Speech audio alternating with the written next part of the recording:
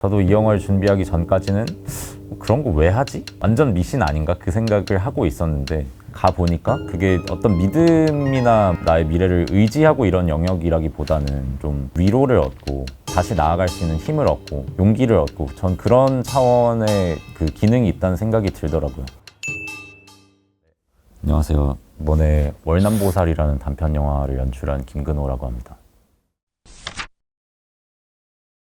월남보살은 한국 베트남 다문화 2세 소녀가 그 신내림을 받는 과정에서 벌어지는 좌충우돌 모험담을 담은 코믹 오컬트 영화인데요. 주인공인 수연이는 다문화 2세로서 신병을 앓게 되고 신내림을 받게 되는데 실제로 이제 수연이라는 인물한테 찾아온 게 한국 신이 아니라 베트남 신이라는 게 밝혀지면서 주인공이 베트남 신을 받아야 된다는 어떤 운명적인 걸 거슬러서 본인 스스로 이제 자신의 정체성을 찾아가고 내가 주체적으로 한국 신을 한번 받아보겠다라는 설정을 생각을 했었는데 스스로의 힘으로 그 운명을 개척해 나가면 좋겠다라는 생각이 들어서 신어머니 없이 자기 혼자 친구들이랑 셀프 내림굿을 한다는 내용을 만들어 봤습니다.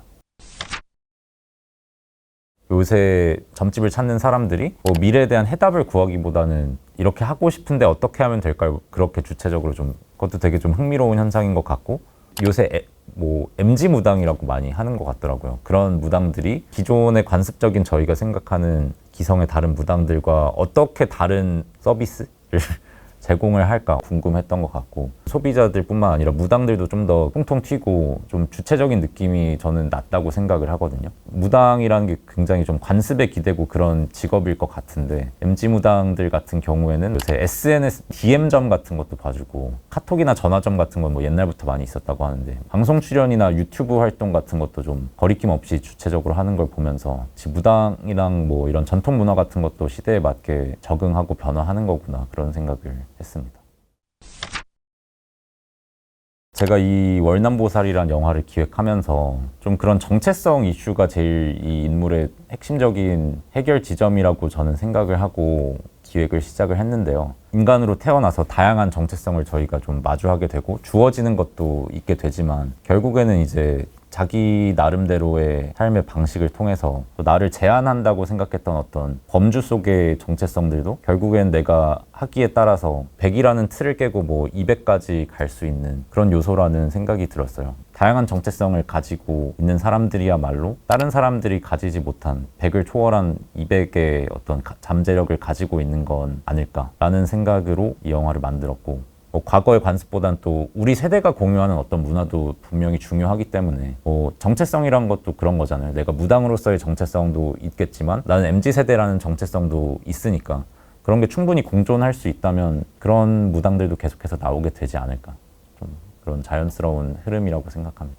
저도 사실 이제 무속이랑 이런 거에 많은 관심이 있는 편은 아니었는데 근데 제 또래나 이런 친구들 보면 그래도 아직까지 하는 친구들은 있더라고요. 무겁게 믿고 이런 건 아닌데 좀 캐주얼하게 가고 그런 사례가 많았던 것 같은데 저도 이 영화를 준비하기 전까지는 그런 거 왜 하지? 약간 완전 미신 아닌가? 그 생각을 하고 있었는데 제가 그렇게 가보니까 그게 어떤 믿음이나 나의 미래를 의지하고 이런 영역이라기보다는 좀 위로를 얻고 다시 나아갈 수 있는 힘을 얻고 용기를 얻고 전 그런 차원의 그 기능이 있다는 생각이 들더라고요. 사실 이성적이고 과학적이고 그런 사고들이 인간이 점점 도달하고 있다고 생각하지만 결국엔 이제 불가해한 영역이 여전히 많이 남아 있다고 생각하고 그리고 이제 미지의 영역들 혹은 또 인간 내면의 어떤 것들은 결국에는 다른 인간의 영역으로 채워져야 한다고 저는 생각을 하는데 그런 영역을 결국에는 무속을 비롯한 어떤 영적인 영역들이 수행하고 있지는 않나 그런 생각이 들었습니다.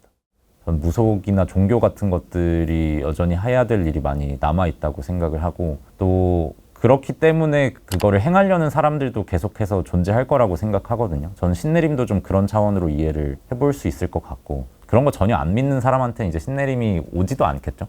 아마도. 근데 이제 굉장히 옛날의 문화 같고 하지만 그런 기능들이 여전히 중요하기 때문에 신내림을 받는 분들이 계속해서 나타나고 그렇기 때문에 무당 같은 것도 명맥이 계속 살아있다고 생각을 하거든요.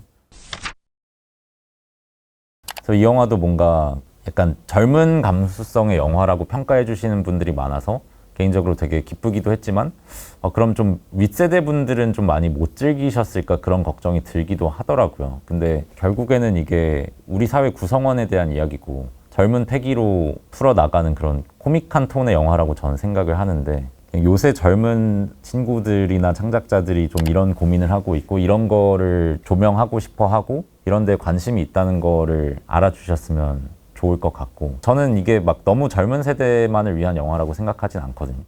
귀여운 부분들이 있고 또 발칙한 상상들이 있기 때문에 충분히 잘 즐기실 수 있을 것 같다. 마음의 문을 조금 내려놓으신다. 그런 말씀을 드리고 싶습니다.